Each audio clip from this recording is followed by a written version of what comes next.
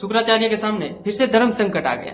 लेकिन इस बार उन्होंने उपाय निकालते हुए कच्छ से कहा कि जिस उद्देश्य से तुम मेरे पास आए थे उसी उद्देश्य को आज पूरा करेंगे। मैं तुम्हें संजीवनी विद्या का ज्ञान दूंगा, लेकिन ज्ञान आने के बाद तुम मेरे में से बाहर आओगे, वैसे ही मेरी मृत्यु हो जाएगी और मृत्यु के बाद तुम्हारा ये कर्तव्य है कि तुम मुझे वापस जिंदा करोगे और फिर तुम्हें जहाँ जाना हो तुम जा सकते हो। इसके बाद शुक्राचार्य जी ने कच्छ को संजीवनी विद्या का ज्ञान दिया और ज्ञान खत्म होने के बाद उन्होंने कच्छ को जिंदा किया।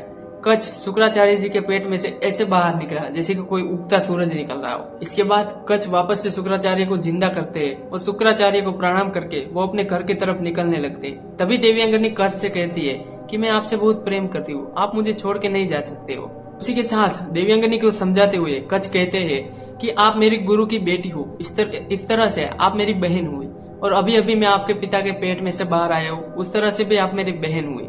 इस तरह से इस कहानी का अंत होता है और अगले पार्ट में हम देखेंगे कि कैसे महाभारत स्टार्ट हुआ, मतलब कैसे कुरुवंश और यदुवंश का नाता क्या है और कुरुवंश का जन्म कहाँ से हुआ और यदुवंश का जन्म भी कहाँ से हुआ।